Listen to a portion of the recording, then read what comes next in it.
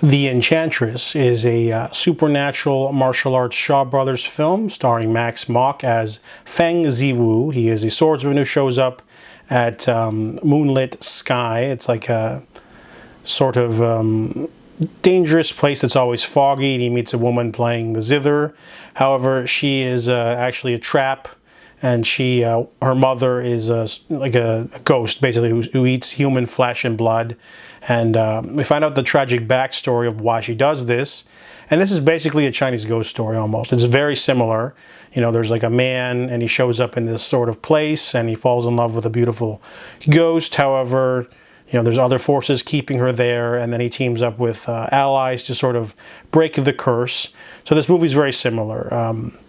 Feng ends up escaping, but he teams up. He's trying to save her. So he teams up with his master and his other disciple. So very similar to a Chinese ghost story.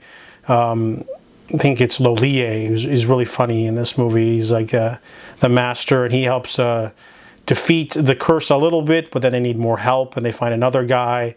And then he's like, oh, I can't help you either. You need another guy. So it makes the cast pretty big, but overall it's a pretty solid light show. There's a lot of visual effects, lots of like people blasting laser blasts, magic blasts at each other, scary stuff. They go into hell, I think.